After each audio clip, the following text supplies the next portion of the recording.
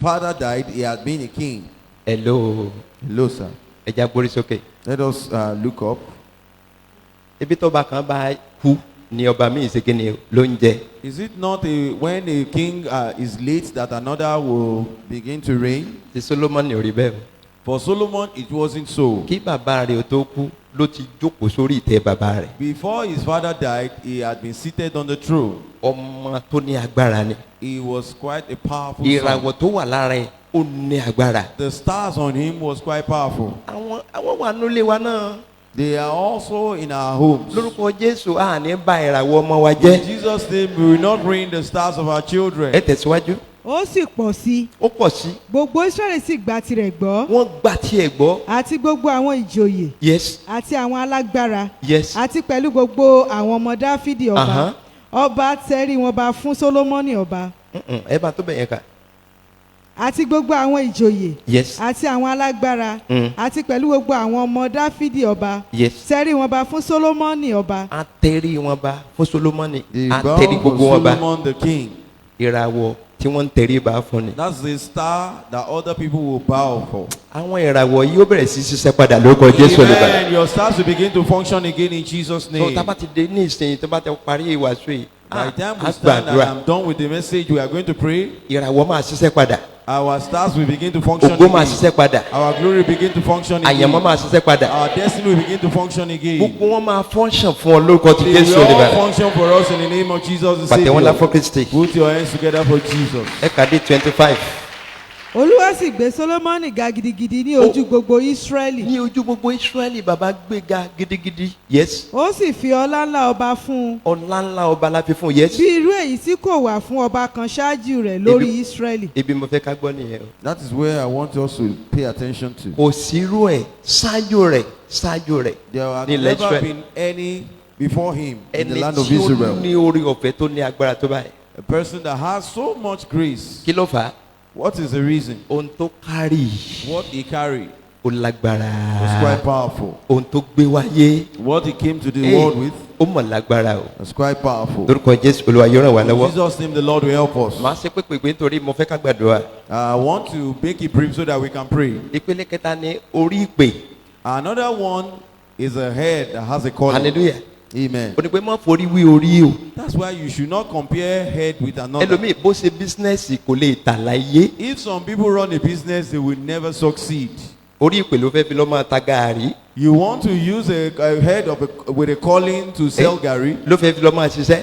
You want to use the head of a calling to Ó work máa in máa a gba secular gbogbo place. ẹ̀jẹ̀ mọ́ lọ́wọ́ nítorí pé orí ìpè ló gbé wáyé. Everything will just be ruined because he has come to the world with a head that has a calling. Ọ̀pọ̀lọpọ̀ ló wà nínú chọ́ọ̀chì tó wà nínú ayé tí wọ́n ń jẹ́ ìyà ìpè tí wọn ò sì mọ̀. A lot of people are in church and even in the world that are suffering concerning the calling and unknown to them. Bó bá rìn lọ títí wọn á máa sọ fún wípé ìránṣẹ́ Ọlọ́run ni ọ́ ẹni ìpè ni ọ́ kò ní dáhùn. And when he's walking along the street, they will declare to him that you are a minister of God, you are a called person, he will not listen. Orí ìpè sóò ní agbára. The head of a calling, it can be quite Tó powerful. bá ti tó àkókò tọ́lọ́run fẹ́ lò ọ́ tó jẹ́ ẹgbàálókù tó yẹn máa jẹ. When it is time for the Lord to use you and you are not ready, then you will be chastised. Ẹni tó ní orí ìpè máa ń fìyà jẹ tí ò bá ṣe kíni o tí ò bá gbọ́. The person that has a head with a calling, he can suffer concerning that head with a calling if for his disobedience. Tó bá délé lọ kàwé Róòmù yẹn chapter 8 àkókò wa ti lọ. If you get him, you can read up the book of Romans chapter 8 because our time is fast spent. Kọ́ ka chapter 8 kó tó ka chapter 9. And you can read up to chapter 9. Wàá rí nǹkan tí mo sọ ń pa ìpè. You will then see what I am talking about. Ṣùgbọ́n ẹja wo ti Samsoni. But let's consider that of Samson. Torí orí ìpè ló gbé wá sí ayé. Because he also came to the world with a head that has a Ẹ jẹ́ ká wo calling. ìwé onídàájọ́ yẹn. Go with me to the book of Judges. 13 verse 5. Orí kẹta láìsẹ̀ karùn-ún. 13 verse 5. Nítorí kíyèsí, Ahán. ìwọ ó lóyún, Ìwọ lóyún. ìwọ ó sì bí ọmọkùnrin Wọ́n á kan. bí ọmọkùnrin kan. Kí abẹ kí ó má ṣe kàn án lórí. Abẹ́ ò gbọ́dọ̀ kan orí ọmọ yìí o. No razor should come on his head. Hello. Hello, sir. Tó o bá bímọ tó jẹ́ ọmọ ìpè tọ́lọ́run sọ pé sọ́rí ọmọ yìí má jẹ́ kí abẹ kó kàn lórí. If you have a child that has a calling and the Lord says to you, do not allow any result to come over his head, tí wọ́n wá sọ pé irun rẹ̀ ṣe kí ni ó ń dẹ́rù bá ọ. and you will never begin to say that this hair on his head can be ṣé scary. ìwọ lọ ní irun tó wà lórí rẹ̀ ni. Are you the owner of that hair on the head of a child? ọmọ tó wà lórí inú irun yẹn gangan ni. Do you know what lies right in that hair? abamu sísọ́ọ̀sì á lọ á sì kí ni á bẹ̀rẹ̀ sí gé. And you will go to church and begin to cut it off. ó bá pa ìràwọ̀ ọmọ lára. And they will harm the To- star of that tó child, ò dẹ̀ ní mọ̀. unknown to them. so àwọn òbí yẹn ló máa jẹgbà ẹ̀ bó ti pọ̀ ọmọ yẹn máa sọ́fà ṣùgbọ́n àwọn òbí yẹn máa jẹ ẹgbàá kan tí wọ́n ṣe yẹn. Even though that child will suffer, but the parent will be punished for what they did. ẹ̀yin tẹ́ ẹsẹ̀ ń bímọ ẹ mọ̀rú ọmọ tó ń wá sí ìdílé yín ẹ má ṣe bó ṣe wù yín o. And some of us that have children know the kind of children that come into your household. Do not just treat them ọlọ́run anyhow. bá ti tú àṣírí fún ọ pé ọmọ tó bí ìpè wà lórí ẹ múra dáadáa. Once the Lord Kọ́ má reveals bàa secret jẹ̀bi to lórí ọmọ yẹn you o. about concerning your child that he has a calling on the head, be more prepared so that you not be guilty over that gbogbo child. nǹkan pátá la gbọ́dọ̀ lóye ọlọ́run á fún wa lẹ́mìí òye. We must have the understanding of all things, and the Lord will give us that understanding. ẹ bá ń kà tán. nítorí násírì ọlọ́run ni ọmọ náà ó jẹ́ láti inú wá. násìrì ọlọ́run lọmọ náà máa jẹ́ láti inú wa. He shall be a Nazarite unto the God. yes. òun ó bẹ̀rẹ̀ sí gba ísírẹ́lì lé ọwọ́ àwọn filistini. Aha. níbi tí agbára rẹ̀ wà nìyẹn. That was where lie his power. nínú ọrùn gangan lọ́lọ́run fi agbára rẹ̀ The sí. Lord placed his powers in his hair. so káláwọn òbí ẹ ti fa orí yẹn so kò ní lè ṣiṣẹ́ tọ́lọ́run. If the parent had shaved the hair, he wouldn't have been able to do that which the Lord Hey. has sent him. à ń bí ọmọ ṣùgbọ́n àmọ́ tún mọ àwọn ọmọ tá a bí. We indeed have children, but we do not understand the Ah, kind ó mà of ṣe. children that we have. ọlọ́run máa ṣì wá lójú o. The Lord will open our understanding to à ní this. jẹ̀bi o. We will not be guilty. orí ẹ̀san wà orí ẹ̀san. There's a head of vengeance. ohun tó bá ti dáyé ẹ̀san ló máa máa gbà. So once he comes to the world, we just begin to take vengeance. bẹ́ẹ̀ ni nígbà tí a gbé Jéhù dìde a gbé dìde fún ẹ̀san. So when Jehu was raised, he was raised for vengeance. so kó lọ jà ní ìdílé Áhábù. That he should go and fight in the household of ó Ahab. dẹ̀ pa gbogbo ìdílé yẹn run. And he killed the entire torí family. pé ìpè ẹ̀san ló wà lórí ẹ̀. Because he had the calling of vengeance. so ó dẹ̀ gba ẹ̀san láti ìbẹ̀rẹ̀ di òpin. And he took vengeance from the beginning through to the end. inú ọlọ́run dẹ̀ dùn sí nǹkan tó ṣe. And the Lord was delighted with what he did. ọlọ́run dẹ̀ compensate ẹ̀. And the Lord compensated him. lórúkọ Jésù ogun In Jesus' burúkú name. kò ní borí rẹ láyé. No evil battle will overcome you. so mo ever. sọ fún wa pé orí tó gbé wáyé ó mà ṣe kókó o. I am saying again that your head matters a lot. ó sì ní ìdí àmójútó gan. And it needs to be closely so monitored. mo sọ pé a máa gbàdúrà ní ìsìn. I know you are going to pray short, yẹ in a kí n short sáré sọ while. díẹ̀ sí ká tó dìde ká tó gbàdúrà. Let me say a few more before we stand to àwọn pray. kan náà wà tá a gbọ́dọ̀ gbàdúrà sí. It's something we have to pray about. ìkíní The first one, orí àkóbá. the hand that can implicate. orí àkóbá wà. There is a head that can implicate. náà orí àkóbá yìí This head that ó implicates, ló máa ń fa ibi wọlé. it often attract evil. hallelujah. Amen. ó ló máa ń ba nǹkan jẹ́. And it can equally ruin things. a tún lè pè ní orí àbọ̀dè. And it can equally be referred to as a head that harbors evil. yes orí àbọ̀dè. It's equally an head that harbors ó evil. ní orí àkóbá. It is a head that implicates. téèyàn bá nírú àwọn eléyìí níbi iṣẹ́ wọ́n lè kó bá. If anyone has such head in the place where he works, it can be implicated. béèyàn bá gbà gẹ́gẹ́ bí ọmọ ọ̀dọ̀ ó máa kó bá ilé yẹn. If you employ anyone like that as a housemaid or house help, it will implicate that household. ẹ̀tọ́ fẹ́ bá rìn irú orí wo ló ń gbé káàkiri. The person that you are journeying along with, what is the kind of head that he has? ìjọ ọmọ irú orí rẹ̀ gan báyìí. Do you actually know the head that he has? Ákánì ó kó bá gbogbo ọmọ Ísírẹ́lì. Achan implicated the whole children of Israel. ẹnìkan péré A single person ó dẹ̀ kó gbá gbogbo èèyàn. implicated several. so orí àkóbá. That's a head that implicates. hallelujah. Amen. mo rò pé ọ̀rọ̀ ti Jónà. I know you can remember Jonah. kí ni Jónà ṣe. What was it that Jonah did? ó wọnú ọkọ̀ ó kó bá gbogbo àwọn tó wà nú ọkọ̀. He entered their ship and he implicated them. gbogbo ẹrù wọn pátá ni wọ́n dà sínú omi. They had to throw off all their luggages in the ẹnìkan ocean. péré tó wọnú ọkọ̀ tí ọkọ̀ ṣe kéde yẹn tó dàrú. A single person that came into the ship and there was a problem in the ship. ẹ̀yin ọ̀dọ́ tó wà ń bí ìyàwó tó fẹ́ tí ó kó bá ọ ọ̀ ní fẹ́ láyé. The youth here, the wife you will be married to that will implicate you will not marry. ó dà pé àwọn ọ̀dọ́ ò ṣe ń bí It's láàárọ̀ as rà if pé the wọ́n youth are not here today. ṣe wà lókè yẹn ṣá. Are you on the gallery? obìnrin tó máa kó bọ̀ ọ̀ ní fẹ́. A woman that will implicate you will not marry. ọkùnrin tó máa kó bọ̀ A láyé. man that will implicate you in life. àwọn kan ń regret lọ́wọ́lọ́wọ́ pé ọkùnrin yìí ló kó bá mi o. There are some men and women that regret at the moment that this man implicated me. Yorùbá dẹ̀ ti lọ obìnrin ló kó bá mi o. I would have gone far, but this woman actually implicated àwọn orí me. àkóbá yìí wọn ò ní yálé rẹ. This said that implicate will not come into your home. lórúkọ di bàbá In the name of the Father, lórúkọ ọmọ in the name of the Son, lórúkọ ẹ̀mí in the mímọ́. name of the Holy Spirit. à á gbàdúrà lórí àkóbá We are going to pray on anything like implication. tó bá ti yá ní ìsìn. When very soon. a gbọ́dọ̀ gbàgán ká gbàgán o. We have to pray seriously. níbo lórí àkóbá wà nínú ìrìn àjò ayé rẹ. Where is that head that can implicate in the journey of my life? Ọlọ́run kò tì í kúrò níwájú rẹ. That the Lord should take it out of your way. orí tó wọnú destiny yẹn tó wá ń kó bá. The head that comes into a destiny of a man and then implicates Ọlọ́run it. ọ̀gá ògo yóò tì í jáde The láàárọ̀ yìí. Lord will take it out of your way this morning. hallelujah. Amen. orí mi tó ní orí tí kì í lákòjọ. Another head is a head that can never gather good things. orí tí ti kéde o kì í lákòjọ ń tiẹ̀. He will not be able to gather good things. kò sí bó ṣe lè ṣiṣẹ́ tó kò ní lákòjọ. No matter how hard he works, he will not be able to gather à anything ń good pè thing. ní orí mọ́làkòjọ. It is referred to as a head that will never gather good mo gbọ́ things. sórí àwọn ìdílé kan. I once heard the story of a particular for family. good 15 years ìpọ́njú ó pọ̀ jù. For about 15 years, they lived in tó bẹ́ẹ̀ tí wretchedness. wọ́n ṣe kéde tó wọ́n lọ ń gbénu church. To the extent that they went and to live in the nígbà church. tí ò sówó ilé mọ́ When they could not afford to pay the wọ́n wá rent, kó lọ ń sun church. they went and stayed in the olùṣọ́ àgùntàn church. gbà wọ́n láàyè pé sáwọn aṣọ ṣọ́ọ̀ṣì So the shepherd permitted them to sleep Hallelujah. in the church. Amen. àti jẹ àti mọ́ ó le.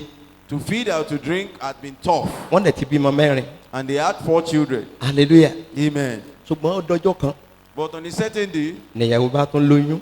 and the wife conceived. ẹ̀gbọ́n ẹni tí ò rí jẹ tí ò rí mọ́ For somebody that had not been able to feed conveniently, lóyún bá tún dé. then they conceived again. oyún karùn-ún A 5th child. ó lágbára o hallelujah. It's a powerful situation. so ẹ̀rù bá ń bà wọ́n. And they were afraid. after 15 years tó ti ń bímọ nìyẹn o. After 15 years that they had had a child, lóyún tún dé. and they conceived. ẹ̀rù bá ń ba family pé nǹkan tó dé. And the whole family were afraid that something has happened àsádùrà tí again. wọ́n ti ń gbà látijọ́ yìí ló fẹ́ wá sí Not knowing that the ìmúṣẹ. prayer they have been praying all this while was about kí ni mo to fẹ́ be kí ni answered. mo fẹ́ sọ ń bí yìí. What am I trying to say? àwọn bàbá àti ìyá yìí orí wọn wọn kì í wọn ò lákòjọ rárá. So this man and woman, their head kò is such sí that they can àkójọ never gather àwọn good méjèèjì kò things. sákòjọ kankan. They are not able to gather anything good. àwa rìlíṣì ọmọ kan fún wọn. And a particular child was released to ọjọ́ them. tí ọmọ yẹn wọnú ilé yẹn The day that child came into ní that first born household, wọn ó travel lọ sí ìlú èbó. the firstborn traveled out. hallelujah. Amen. bàbá kọ́ ilé The father built a house. ó ra mọ́tò He bought a car. wọ́n bá dolówó And the money came. nítorí ọmọ karùn-ún tó Because wọlé of the sat fifth big child that hallelujah. Hallelujah. ìwọ mọ̀mọ́ tó lọ́ọ́ fẹ́ sẹ́yún You, that woman that you want to go for abortion, mọ́ra sí dáadáa o. go ahead. bóyá ọmọ tí ó sì ọ lóríire láyé tí ó sọ láǹfààní It might well be that the child that will favor you in life, that will be of great benefit ó to lọ you, fẹ́ flush out. is the one you are about to flush out. àánú ẹ̀ ṣe mí It's a pity. hallelujah. Amen. sẹ́wọ̀n pé àlè wa ní wọn sọjí gbà mí tá a wà lórí pẹpẹpẹ ẹnìkan wà tó fẹ́ sẹ́yún You know, abẹ́ẹ̀kọ́. sometimes we might be on the pulpit here and we just declare that someone here is about to go for abortion. ṣé ètò jáde nínú sọjí ìgẹ̀bùn ṣe ń wẹ̀ àbí. I think he came out in this ó jáde nínú revival. sọjí náà. He came out in the revival for this week. ẹnìkan tó ti fẹ́ sẹ́yún o. That someone is about to go for abortion torí pé kò again. sí ń tọ́ ṣé ń kọ̀kọ̀ tí bàbá ò ní tàṣírí rẹ̀. Because there's nothing you do secretly that the father will not ó ní reveal. bàbá tó ríran ní kọ̀kọ̀ He says yóò the sì kéde father that sees yóò san fún ọ ní gbangba. secretly will reward in the open. hallelujah. Amen. ọmọ tí kì í ṣe pé mo ní kọ́ wá máa lóyún pẹ́ẹ́pẹ́ẹ́pẹ́ẹ́pẹ́ o. I'm not saying because of what I've said you can go ahead and have several children.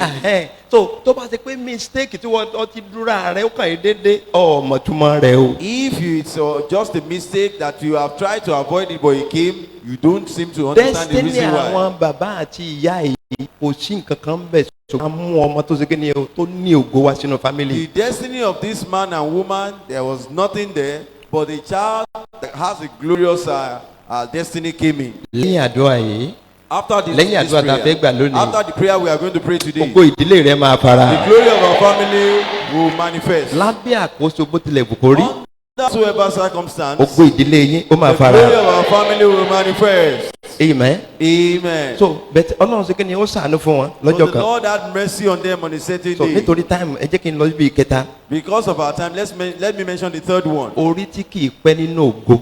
The head that will not last in glory. ògo ti dé nítòótọ́. The glory has come already. orí tí kì í ṣe kí ni o tí ì pẹ́ nínú. That will not last in the Hallelujah. glory. kí ló fà á. What is the reason? ó fẹ́ sọ kankan mẹ́ta fún wa. I want to tell us three set of things. the first one The first one, ó ní ìràwọ̀ iná. it is the star of fire. ìràwọ̀ mẹ́ta ni There are three set of stars ní gbogbo ìlú pátápátá. that everyone has. ìràwọ̀ iná, The star of ìràwọ̀ fire, omi, the star of water, ìràwọ̀ afẹ́fẹ́. and the star of wind. hallelujah. Amen. so in tó bá lẹ̀ sí ẹnìkan kò ní ìdí káwọn èèyàn máa pariwo ẹ béèrè pé irú ìràwọ̀ ló gbé wá So sáyé. whatever happens to someone, you need not shout about it. You should just find out that what is the star that he came to the world with. ẹni tó ní ìràwọ̀ iná The person that has the star of fire, kí ló ṣe gbogbo ẹ̀ á ṣe fífífífífífí. everything will be very fast, ó parí ìṣẹ́ǹtì ẹnìyẹn. and it will just end his own ó kọjá lọ. that and can pass on. the second ìràwọ̀ afẹ́fẹ́. And also,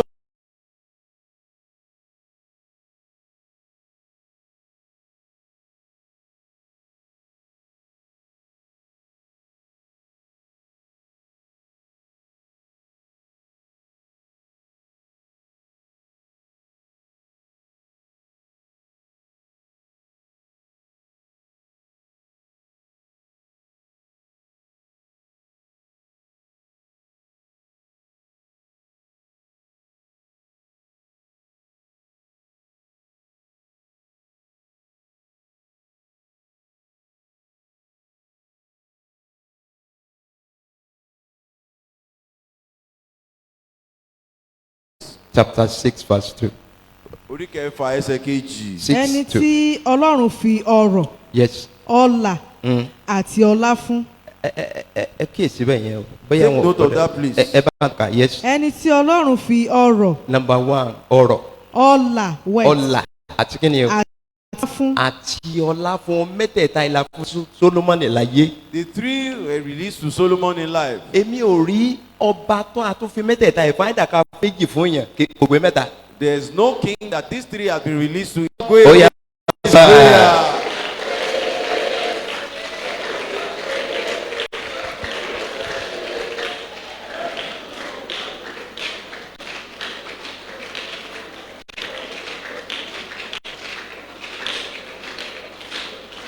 orí inú.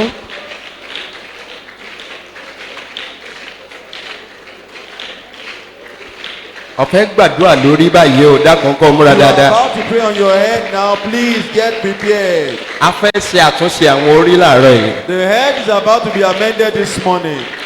ṣùgbọ́n orí inú mi gangan mọ̀jọ́ bá tí òde jẹ́. The inner head, Lord, let it not go against me.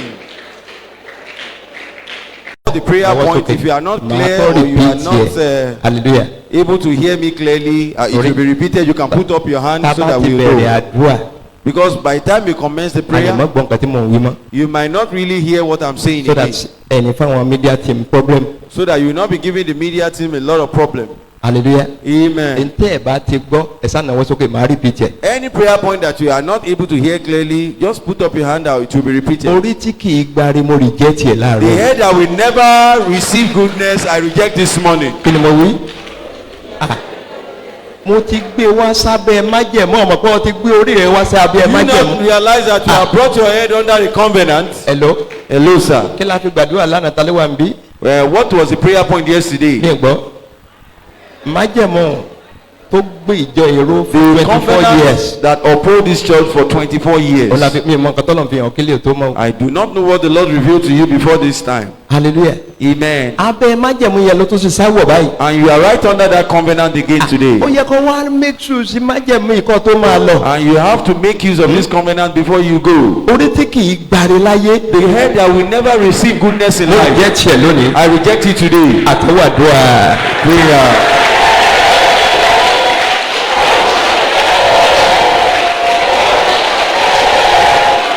ẹ̀mí mímọ́ o.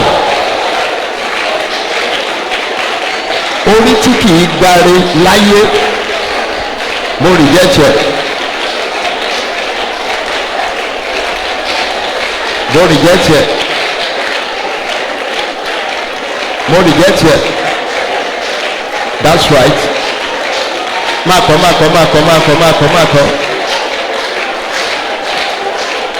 Á dá fún ọmọ mọ́ yẹn bọ́ ṣe ń gbàdúrà yẹn. O má gbà.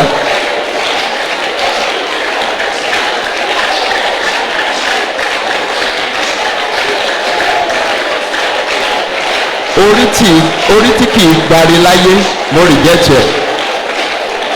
Ayé mi reject ẹ̀ kì í ṣe tèmi. Àní kì í ṣe tèmi lórúkọ Jésù máa kọ́.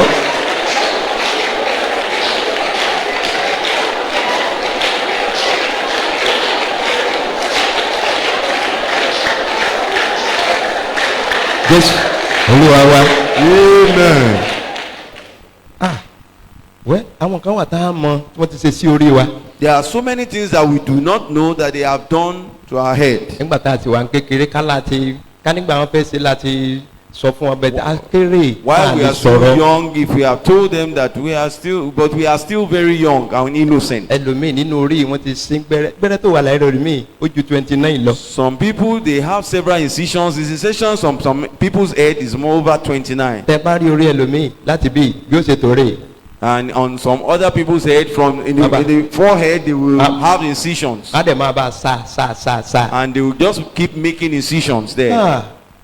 N ò dẹ̀ sọ fún un pé ntọ́ ń ṣe yìí kò orí rẹ̀ ò fẹ́. And they never told him that what you are doing, your head is not in support with of it. Lábẹ́ májẹ̀mú yìí lónìí. Under this covenant today, wàrà ànúgbà. you will receive mercy. Amen. Àmì gbẹ́rẹ́ nínú orí mi. The mark of incision in your head. Kí ni mo pè é? Bákan méjì ni. It's in two ways. Wọ́n lè ṣe nípa tara. They can do it physically. Wọ́n sì lè ṣe nípa tẹ̀mí. And it can be done spiritually. Ó lè níbi tó bá tajà ní báwo lára mi ṣe ń fìlì wọ́n ti ṣe nǹkan kan sí ìṣẹ̀dá ẹ̀. And that's why when some people wake up in the morning and say, how am I feeling like this? Something has been done to his life. Àmì gbẹ́rẹ́ lára mi. The mark of incision on me. Ẹ̀jẹ̀ Jésù wẹ̀ dànù. Blood of Jesus cleanse it. Àkókò ti tó báyìí. This is the time. Àkókò ti tó báyìí. The time is now. Wọ́n bẹ̀rù mo fẹ́ kọ́ ọkọ̀ gbàdúrà Do yìí. not be afraid. I want you to pray that prayer. Kò sí bí bẹ́ẹ̀rẹ̀ ṣe pọ̀ tó. No matter how many the incisions Ẹ̀jẹ̀ Jésù máa may be, clear rẹ̀. the blood of Jesus will clear Ó yá it all. sọ́dà dúró.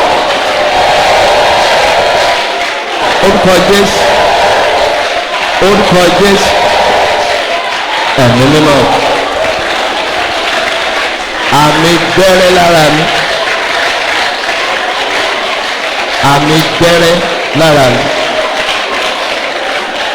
Ẹ̀jẹ̀ Jésù ṣídà.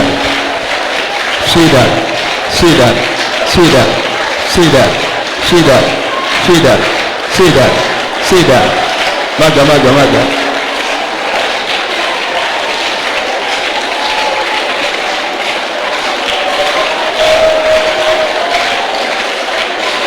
Àmì gbẹ́rẹ́ lára mi. Ẹ̀jẹ̀ Jésù ṣídà.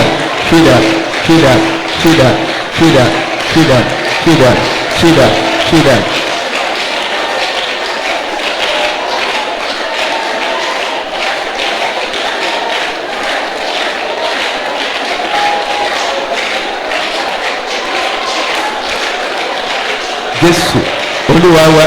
Jesus our Lord. Gbogbo ń tọ́ta gbé kalẹ̀. Whatever the enemy has set up Láti fi ba orí jẹ́ mọ́ mi lọ́wọ́. to ruin my head, Agbára Ọlọ́run kò kọlù. the power of God come against it. Gbogbo tó ṣe kẹ́ni o. Tọ́ta ti gbé kalẹ̀. Whatever the enemy has set up Láti fi ba orí jẹ́ mọ́ mi lọ́wọ́. to ruin my head, Agbára Ọlọ́run the o. power of God, Agbára Ọlọ́run o. the power of Ó yá God. kọlù bẹ́ẹ̀. Ó yá sọ́dà dùn.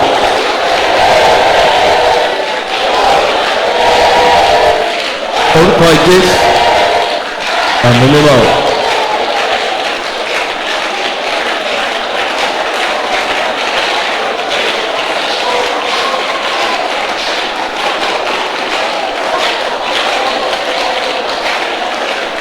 Oh yes.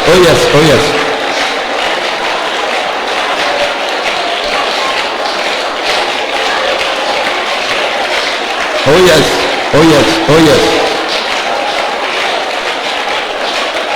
agbára ọlọ́run kọlù agbára ọlọ́run kọlù agbára ọlọ́run kọlù agbára ọlọ́run kọlù aha.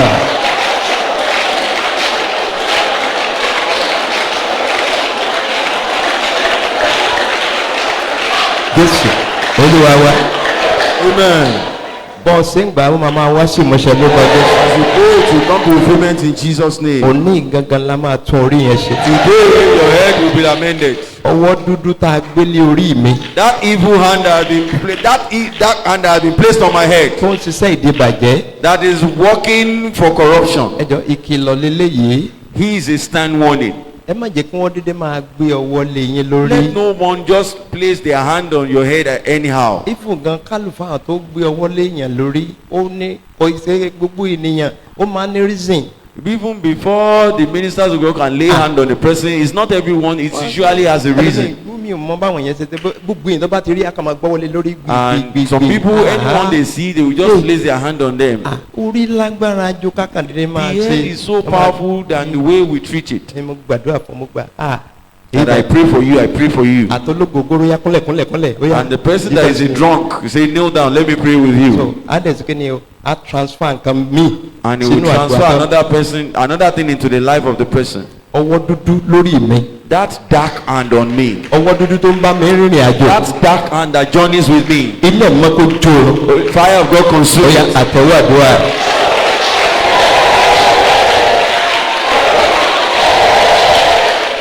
orúkọ Jésù ẹ̀mí mímọ́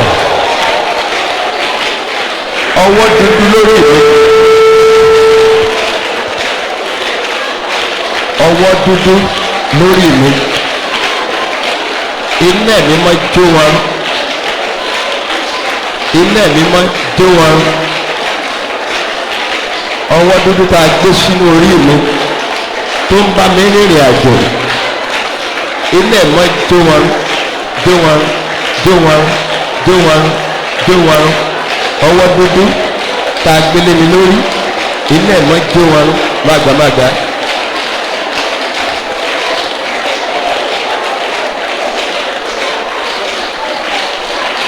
ilé mímọ́ jó wọn jó wọn jó wọn.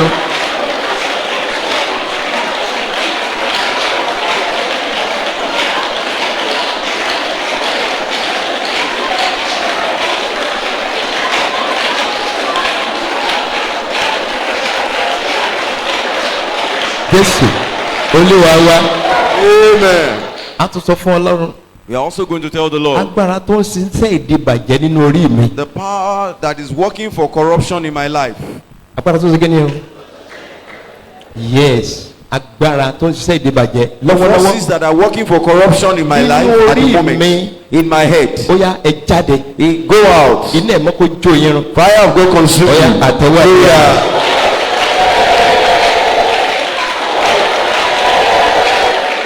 orúkọ Jésù ẹ̀mí mímọ́ o. agbára tó ń ṣiṣẹ́ ìdìbàjẹ́ nínú orí mi. The forces that are working for corruption in my head, agbára tó ń ṣiṣẹ́ ìdìbàjẹ́. the forces that are working for corruption in my head, iná ẹ̀mọ́ kó jó wọn. fire of God consume them.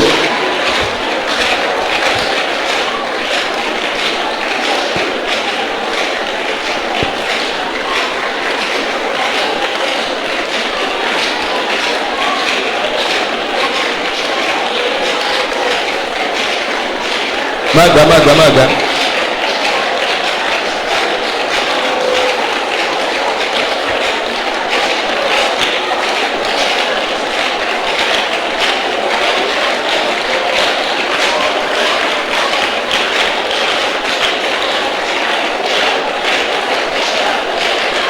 Jésù olúwa wa. Jesus our Lord. àwọn agbára kan wà láti inú ìran wọn tí ń ṣiṣẹ́ sínú There are orí. some forces that are working right from the generation right into the earth. agbára tó ń tẹrí èèyàn ba láti inú ìran díran. The forces that will subdue a man from the generation. fẹlẹ náà kan láti àdúgbò And even add this to it that in the tàbí community nínú ilé tí mò ń gbé. or right in the house where I live. ọwọ́ tó ṣe kí ni ẹ o. tó máa ń tẹ̀rí èèyàn ba. The forces that will subdue a man. Agbára tí ń tẹ̀rí èèyàn ba. The forces that will subdue a man. Etí Ọlọ́run ṣe ìdájọ́ wọn. The throne of God put them to judgment. Etí Ọlọ́run ṣe ìdájọ́ The wọn. throne of God put them to Ó yá judgment. sọ́dàdúrà. Orúkọ Jésù. Orúkọ Jésù. Àmì mímọ́ ẹ̀.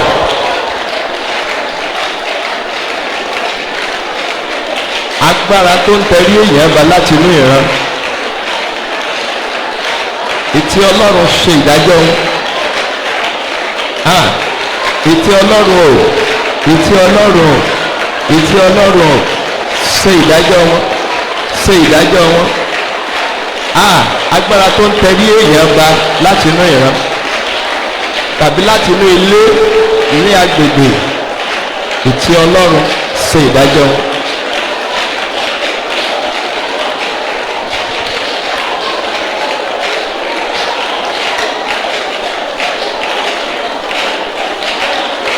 Jésù Olúwa wa. Amen. Now, mo fẹ́ ká gbàdúrà ẹ̀. I want us to pray this prayer. Ìfọwọ́sowọ́pọ̀ The agreement. tí ẹni tó ń gbógun ti orí tó bá rí pé ipa àwọn kò ká ọ. The person that is waging war against your head, the moment he realizes that he's not able to handle it Ẹyin alone, tó ń ṣẹlẹ̀ inú ẹ̀mí ni mò ń sọ fún yín. I am telling you what is happening in the spirit. Àwọn alọ́rin fọ́ọ̀sì àwọn agbára tó ju tiẹ̀ He lọ́wọ́. can go ahead and reinforce other forces that are much more powerful than he is. Ẹni yẹn tí ò bá mọ́ra If that àánú person is Ọlọ́run kan not ló kù. careful, only the mercy of God that can save him. Ìfọwọ́sowọ́pọ̀ The agreement òkùnkùn nínú orí mi. of darkness concerning my head. Ìfọwọ́sowọ́pọ̀ The agreement. orí tí kì í lákòjọ.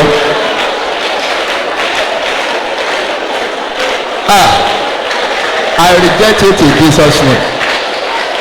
I reject it in Jesus' name. Ọ̀ya máa kọ́. Orí tí kì í lákòjọ. Orí tí kì í pẹ́ nínú ògo. Orí tí kì í pẹ́ nínú ọlá. Mo reject ẹ̀ lórúkọ Jésù. Kì í ṣe tèmi. Kì í ṣe tèmi o. Kì í ṣe tèmi. Kì í ṣe tèmi. Kì í ṣe tèmi. Lórúkọ Jésù. Kì í ṣe tèmi. Lórúkọ Jésù. Kì í ṣe tèmi. Máa kọ́.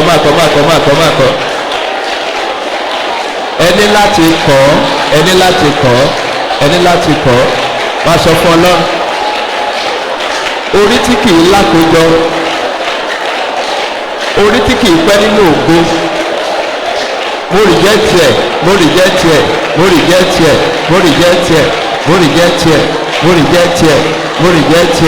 Lórúkọ Jésù mo reject ẹ̀.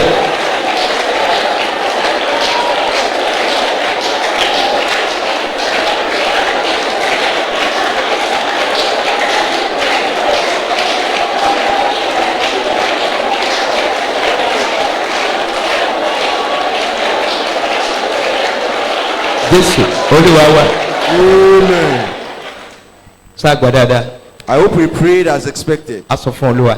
We will tell the Lord. Orí àkóbánu ilé mi bá ń ṣẹ́gun ẹ̀. The head that implicates in my home, conquer it for me. Hallelujah. Amen. Èèyàn mélòó láàrin àwọn ọmọ Ísírẹ́lì yẹn pé wọ́n pọ̀ ń gbà yẹn abẹ́ẹ̀kọ́. How many people among the children of Israel, despite their large numbers, Orí kan ṣoṣo just a single head ó dẹ̀ kó bá wọn. implicated them? Orí àkóbánu ilé mi. The head that implicates in my Orí home, àkóbá nínú ọ́fíìsì mi. the head that implicates in my office. Lójú ọ̀nà mi Olúwa bá ń On ṣẹ́gun my ẹ̀. path, Lord, conquer it. Bá ń ṣẹ́gun orí àkóbá. Conquer it, conquer it. Ẹ gbọ́ o, àlélò mi o. Hear this, we have no other person. Àlélò mi o. We have no other person. Ẹni tá a ní alágbára ni The o. one that we have is a powerful one. Bá a ṣe dúró yìí, ó ń gbọ́ ní tá à ń wí o. And as we are here, he can hear all that we are saying. Ẹ̀ńtọ́ ọ̀fẹ́ náà ń kọ̀ yẹ o. You are just rejecting all that you do not want. Orí àkóbá nínú ilé mi. The head that can implicate in my Ẹni ò home. tí jáde. Oh, push it out. Nínú ọ́fíìsì mi. In my office, Orí àkóbá. the head that implicates, Ẹbí mọ́ tí jáde. Lord, push it out. Nígbà tí bá wọkọ̀. When I bought the bus, Orí àkóbá. the head that implicates, Pé ìjọba mi wọkọ̀ pọ̀. let it not board the bus Ó with yá me. sọ́jà dúrà. Orúkọ Jésù. Orúkọ Jésù. Ẹ̀mẹ́dẹ́ máa wò. Ẹ gbàdúrà o, ẹ gbà o, ẹ gbà o. orí àkóbá bá ń ṣẹ́gun ẹ̀.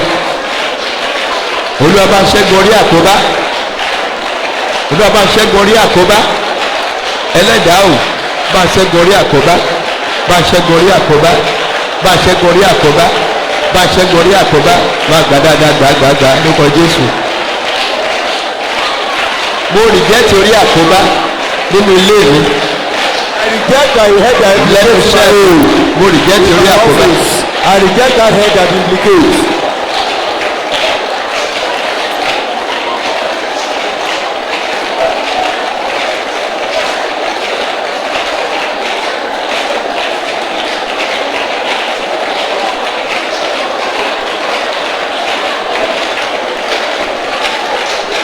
Mo rìjẹ́tì orí àkóbá lórúkọ Jésù. Mo rìjẹ́tì orí àkóbá lórúkọ Jésù.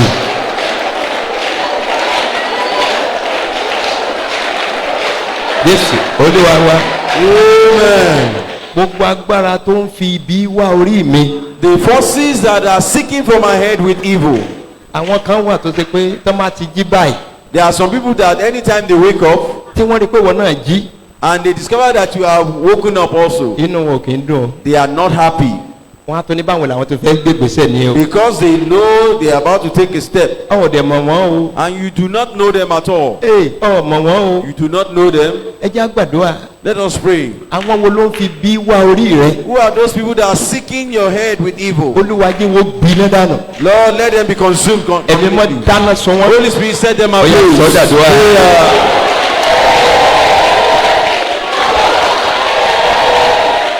Orúkọ Jésù. Ẹ̀mí mímọ́ o. Bá ń ṣẹ́gun àwọn tó ń fi bí wá orí mi. Jẹ́ wọn lànà. Ẹ̀gbìnà, ẹ̀gbìnà, ẹ̀gbìnà, ẹ̀gbìnà, ẹ̀gbìnà, ẹ̀gbìnà, ẹ̀gbìnà, ẹ̀gbìnà. Ẹ̀yin agbára tó ń fi bí wá orí mi. Ẹ̀gbìnà lórúkọ Jésù. Ẹ̀gbìnà lórúkọ Jésù. Ẹ̀gbìnà lórúkọ Jésù. Jésù Olúwa wa.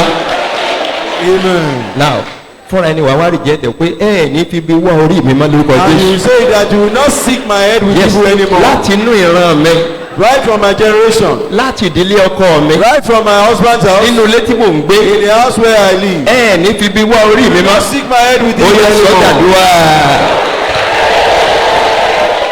Orúkọ Jésù. Orúkọ Jésù.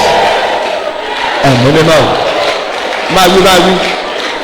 Tó fi bí wá orí mi mọ́ lórúkọ tí bàbá àti ọmọ àti ẹ̀mí mímọ́. Ní ìdílé bàbá mi, ní ìdílé ìyá mi, nínú ọ́fíìsì mi, láyìíká àti àyédà. Tó fi bí wá orí mi mọ́ lórúkọ ti Jésù. Kò ní ṣeé ṣe fún yín láti fi wá ibi wá orí mi. Má gbà, má gbà, má gbà, má gbà.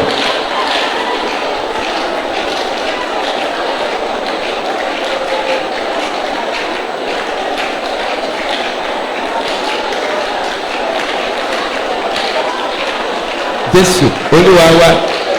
Amen. Gbọ́ méje sókè. Put up your hands. Agbára tí wọn kì í yàn jẹ láyé. The power that can never be cheated in life. Agbára mọ̀ dárí kan. The power of do not attack him. Yes, àti wá dojú iṣẹ́ báyìí. We have now gotten to the Bí ìṣẹ́jú place bíi that we márùn-ún ló kù are báyìí. doing. Bí ìṣẹ́jú bíi 45 márùn-ún. minutes we have left. Ṣùgbọ́n àti bọ́ sójú iṣẹ́. We have gotten to the serious Agbára tí part. wọn kì í yàn jẹ. The power that cannot be cheated. Agbára mọ̀ dárí kan. The power of attack him not. Bí ìwọ̀ mi Olúwa, bí ìwọ̀ mi Olúwa. Grant unto Ó yá me. sọ́dà dúrà. Orúkọ Jésù. Orúkọ Jésù. Ẹ̀mí mímọ́ o. Agbára tí wọn kì í yàn jẹ. Agbára mọ̀ dárí kan. Gbé wo orí mi, gbé wo orí mi, gbé wo orí mi, gbé wo orí mi, gbé wo orí mi o, gbé wo orí mi o, gbé wo orí mi o. Agbára mọ̀ dárí kan. Agbára tí wọn kì í rẹ́ jẹ láyé. Gbé wo orí mi, gbé wo orí mi, gbé wo orí mi, gbé wo orí mi. Mága mága mága.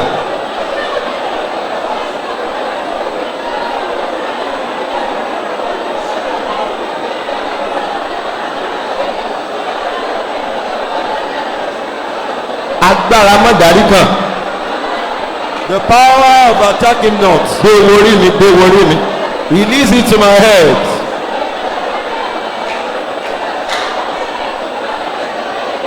Jésù Olúwa wa. Amen. Gbọ́wọ́ ẹ̀ sílẹ̀. Put down your hand. Àtẹ́wọ́ ni wàá fi gbalẹ̀. You pray this particular prayer, clapping your hands. Ìwọ orí mi. You, my head, Kọjá lọ sínú ògo rẹ lórúkọ go right into your glory in Jesus' name. Wọnú ògo rẹ lọ. Go into your glory. Ó yá wọnú ògo rẹ lọ. Go into your glory. Ó yá sọ́dàdúrà.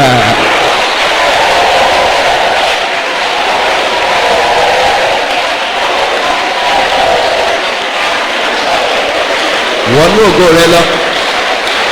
Ìwọ orí mi o. Wọnú ògo rẹ lọ. Wọnú ògo rẹ lọ. Wọnú ògo rẹ lọ. Wọnú ògo rẹ lọ. Wọnú ògo rẹ lọ. Ìwọ orí mi máa wọbẹ̀ wọbẹ̀ lọ wọbẹ̀ lọ wọbẹ̀ lọ. Wọnú ògo rẹ lọ. Wọnú ògo rẹ lọ. Wọnú ògo rẹ lọ. Wọnú ògo rẹ lọ. Wọnú ògo rẹ lọ.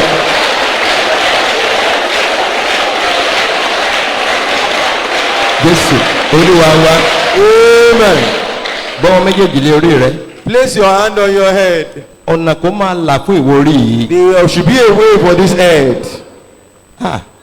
Ẹ máa rí sí àdúrà ìlórúkọ You Jésù. will see you get the answer to this prayer in Jesus' name. Ìwọ orí mi. You, my head, Ọ̀nà kó máa là fún ọ. there will always be a way for you. Lórúkọ Jésù. In the name of Jesus. Ìwọ orí mi o. Oh, you, my head, Ọ̀nà kó máa là fún there ọ. will always be a way Ìyá for you. sọ́dàdúrà. Orúkọ Jésù. Orúkọ Jésù. Ẹ̀mí mímọ́ o. Ìwọ orí mi. Ọ̀nà kó máa là fún ọ. Ọ̀nà kó máa là fún ọ. Ọ̀nà kó máa là fún ọ. Ìwọ orí mi. Ọ̀nà kó máa là fún ọ. Kó máa là. Kó máa là. Kó máa là. Kó máa là. Kó máa là. Kó máa là. Kó máa là. Ọ̀nà là. Ọ̀nà là. Ọ̀nà là. Ọ̀nà là. Ọ̀nà là. Ìwọ orí mi. Ọ̀nà kó máa là fún ọ. Aha.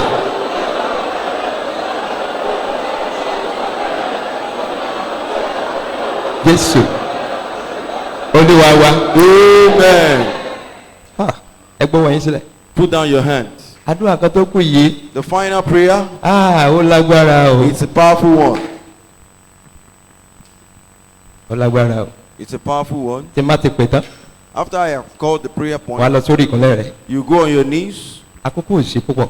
We do not have much Bẹ̀tì time, lẹ́nu bí ìṣẹ́jú méjì lẹ́ẹ̀ fi gbà. but we are praying for just about 2 minutes. Á porúkọ Jésù ní ìgbà mẹ́ta. We call the name of Jesus 3 times Wọ́n wá sọ fún Olúwa pé, and then tell the Lord, Olúwa àánú tó sọ̀ wọ́n the mercy that is so scarce. fi bá orí mi dá májẹ̀mú. Lord, just enter into a covenant with it, my head. Àánú sọ kéde o. The covenant that is so scarce. Àánú ju àánú lọ o. Mercy can be greater than mercy. Ntọ́ bá wà ntọ́ bá lè ṣe ni kò máa ṣe báyìí. Ní ìṣẹ́jú méjì Wherever you náà. are, whatever you can do is what you should do now. Olúwa àánú tó sọ̀ The wọ́n. mercy that is so scarce. Àánú tó sọ̀ wọ́n. The mercy that is so scarce. Olúwa fi bó orí mi dá Lord, májẹ̀mú. take my head into covenant with Olúwa you Jésù today. àdúrà.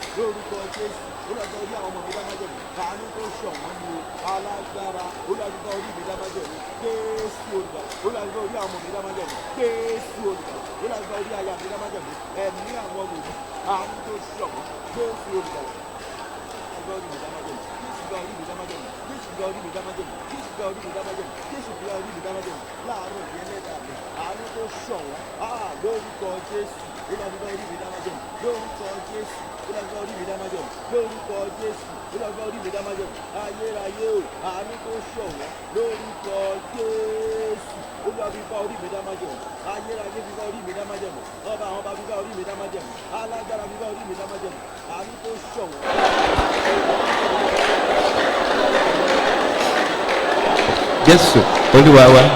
Jesus our Lord. bọ́wọ́ ẹ̀ méjèèjì sókè. Put up your hand. ǹjẹ́ ká dìde. Let us stand.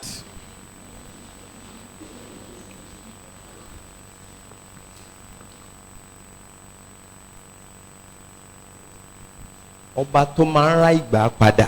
The king that will redeem the time and season of man.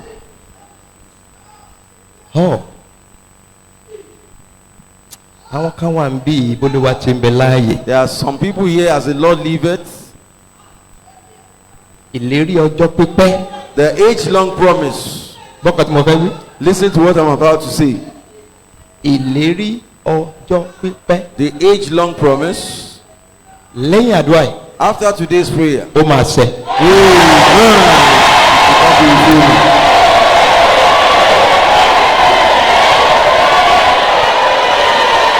hallelujah.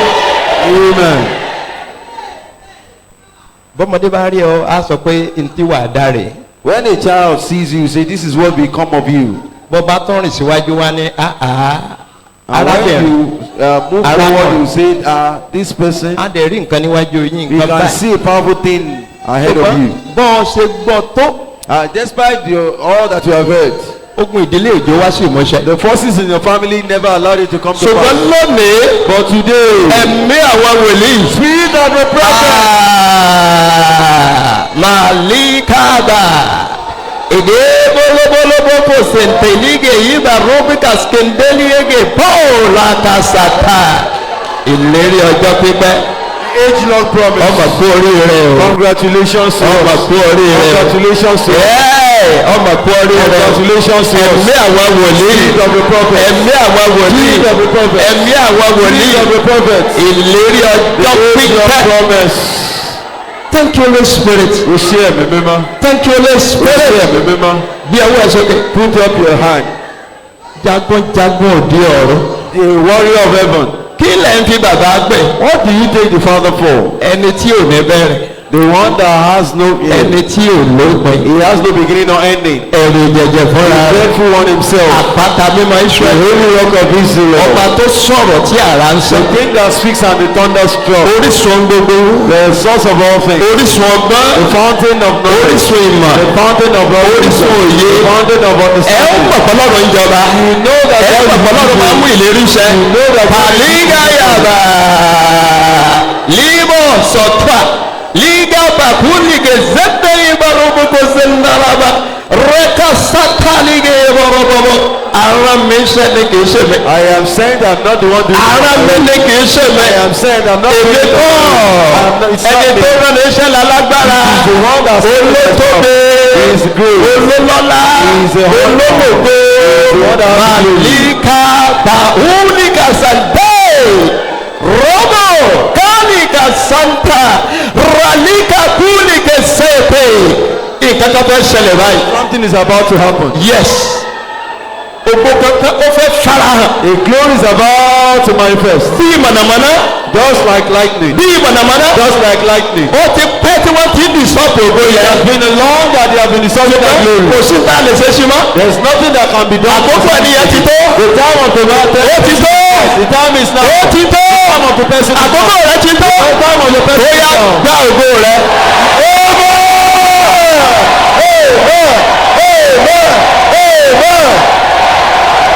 That's right. That's right. That's right. Ayẹyẹ tán. Ayẹyẹ tán. Ayẹyẹ tán. Ayẹyẹ tán. Ayẹyẹ tán. Ayẹyẹ tán. Ó ti dé. Ayẹyẹ tán. Ayẹyẹ tán dé. Ó dé o. Ó dé. Ayẹyẹ tán. Ayẹyẹ tán. Bàbá dé o. Bàbá dé. Bàbá dé. Bàbá dé. Ẹ̀yin asọ́nà ẹ̀ máa gbọ́ra ẹ̀ máa gbọ́ra. Just move around. Just move around. Àkàpọ̀lì ẹ̀yẹ Move around. Bàlíkà sàtà. Just move around. Rọ́ọ̀lì kẹ́rìbà. Yes, ògo tító, ògo tító, ògo tító, ògo tító, ògo tító, ògo tító, ògo tító, ògo tító. Oyè tó wọnú oyè rẹ̀. Ó délé, ọlọ́run ìyè ló wọlé. ọlọ́run májẹ̀mú lóde kìkì ògo kìkì agbára kìkì ipá kìkì ọlá kìkì ìyìn ẹlẹ́mọ̀rí kábíyèsí dé kábíyèsí dé jagojago òbí ọ̀rọ̀ jago òbí ọ̀rọ̀ jago òbí ọ̀rọ̀ gbẹgbẹlẹkẹ àwọn ọmọ ṣe é gbé gbẹgbẹlẹkẹ gbé àwọn ọmọ ṣe é gbé ọba àwọn ọba olúwa àwọn olúwa ọba àwọn ọba olúwa àwọn olúwa bí ọwọ́ àṣọkè maka pọ́ndọ̀rọ̀bọ̀ ṣàtà ráyìnbá bùbàkà sàtàlì àgàbà gbogbo ìràwọ̀ tó ti wọ́ mi ó yá ẹgbẹ́ ìtúsílẹ̀. gbogbo ìràwọ̀ tó ti wọ omi. every glory of God. àwọn èèyàn bá dẹ́kọ̀ ń bì láàárọ̀ yìí. kí gbogbo èèyàn sì wá síbi láàárọ̀ yìí. báwo ni yorùbá ṣe lò tó. màkà pálíkà pálíkà rákàtà pa àìmọ̀rọ̀mọ̀kọ̀ sàtà rákàtà rí pù líkà sàtà rọ́mọ̀kọ̀ mùkútàálì wàlíkà pálíkà sáálì àgàbà. oh thank you Holy Spirit. Thank you, Holy Spirit. Thank you, Holy Spirit. Thank you, Holy Spirit. Tí ẹ̀ ń wẹ̀ síwájú. Stretch forth your hand. Stretch forth your hand. Má fold your word. Do not fold it. Ọba fold it, ó parí nìyẹn. If you fold it, that is the end. Bẹ́ẹ̀ tó fẹ́ gba nǹkan. In an attitude of receiving. Tẹ̀síwájú tẹ̀síwájú. Set it forward. Kọ́kọ́rọ́. The key. Nínú ìran rẹ. In a generation. Tí wọn kì í jẹ́ kí àwọn ọmọ ológo lò. But they will not allow the glorious children to make use of. Tọba dákẹ́ lákòókò yìí. If you are quiet at this time. Tọba dákẹ́. If you are quiet. A fẹ́ jù fún ọba yọ. It's about to be released. A fẹ́ jù fún ọba yọ. It's about to be released to you. Tó bá bọ́wọ́ rẹ ìwọ tó mọ̀ kó ti dé. Once he gets into your hand you will know. Ó yá gba kọ́kọ́rọ́ yẹn.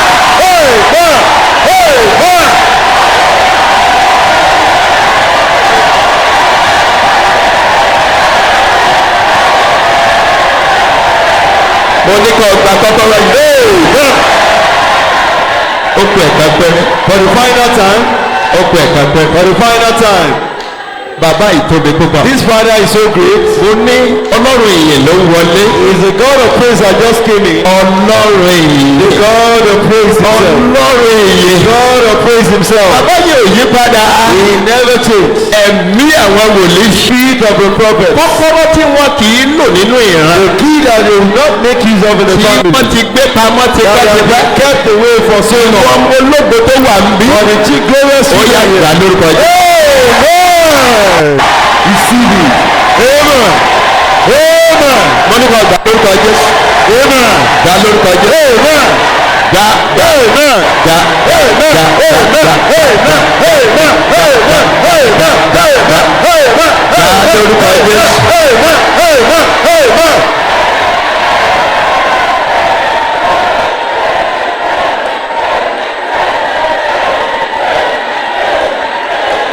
Ó ti bọ́ sí i. It has been released. Lórúkọ bàbá. The name of the Father. Lórúkọ. The name of the Son. Lórúkọ ẹ̀mí mi. The name of the Holy Spirit. Wá gbé ilé. Hear this. Ọ gbé ní ògo pẹ́. Amen. You will last in glory. You will last in glory. Àṣẹ ìpè ni mo fi wí. By the authority of the calling I say. Nínú ògo titun yìí. In this new glory. Wà gbénú ẹ̀tọ́. Amen. You will last in this new glory. Wà á rògbòlò. Amen. You make use of your glory. Wà á gbé ní ògbó pẹ́.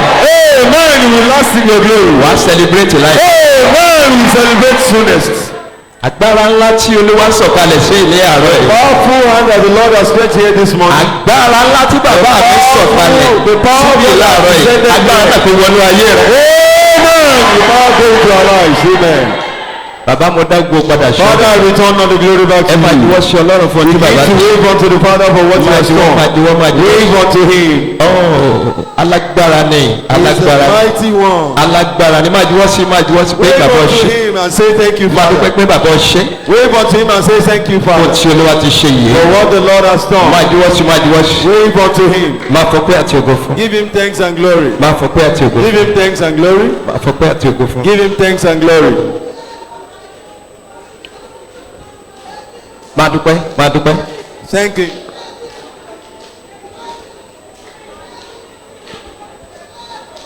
alágbára ti ṣe ìyanu rẹ ní wọ́n máa jọ́ lójú nígbà tó bá yá nǹkan tí Olúwa ṣe láàárọ̀ yìí bẹ́ẹ̀ ni. It will be a huge surprise later for what the Lord has done this morning. agbára tuntun sọ̀kalẹ̀ sí i láàárọ̀ yìí. A new power just descended here this morning. ẹ̀yin asọ́nà ẹ̀tẹ́kẹ̀ tó ṣubú Ushers, lulẹ̀ somebody ẹ̀tẹ́kẹ̀ rẹ̀ máa ka pọ́ndọ́rọ́bọ̀ ṣàtàndàyàbá. agbára tó dìsẹ́ndì síbí láàárọ̀ yìí ní agbára. the new power that just descended here this morning is so powerful. ó lágbára. It's quite powerful. ó lágbára So gan-an. powerful. So ẹ̀mí powerful. àwọn wòlíì. Spirit of the prophet. ẹ̀mí àwọn wòlíì. Spirit of the prophet. ẹ̀mí àwọn wòlíì. Spirit of the prophet. ẹ̀mí àwọn wòlíì. Spirit of the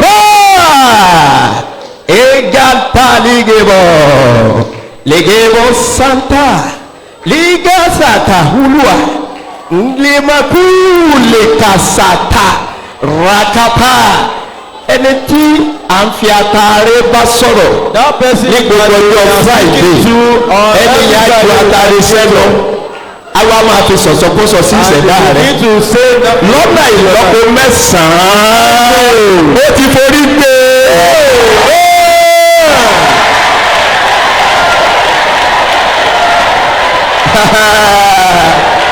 ẹ̀mí àwọn wòlíì makapali gẹ̀yẹ̀bọ̀ báwo lè yẹn ṣe ń fi àtàrí sẹ́nu. How will someone put alligator ó wá fi máa sọ̀rọ̀ sí ìṣẹ̀dá rẹ̀. and then you say ṣùgbọ́n lónìí iṣẹ́ rẹ̀ ti tán.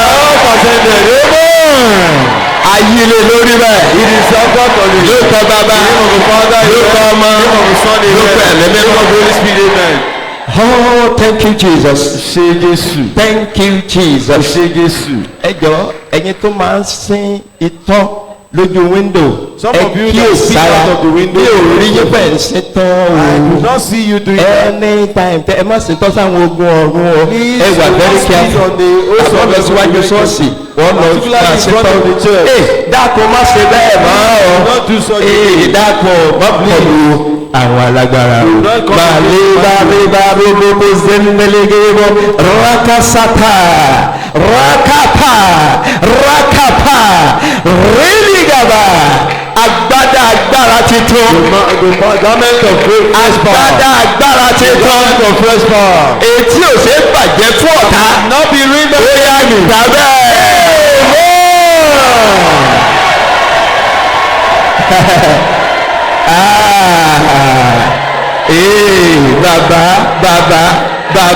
Bàbá agbada agbára titun. Garment of fresh power. Tí ọ̀tá ò lè tàǹpà pẹ̀lú. That the enemy Àfihàn lórúkọ Jésù.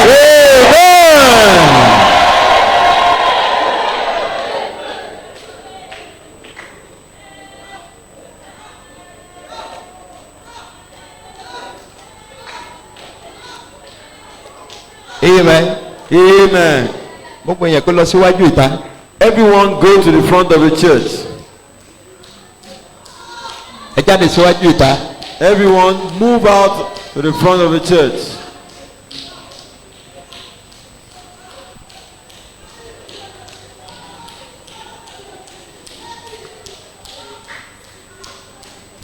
Ní kíákíá kù ṣẹ́jú bíi méjì. Very quickly, we have just about 2 minutes left.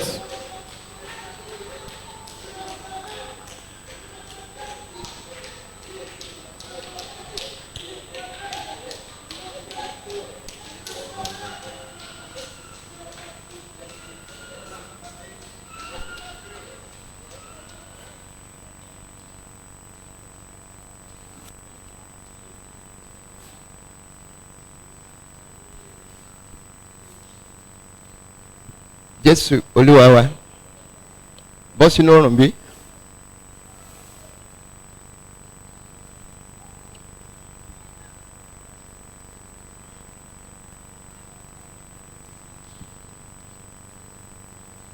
Orúkọ Jésù ní ìgbà méje.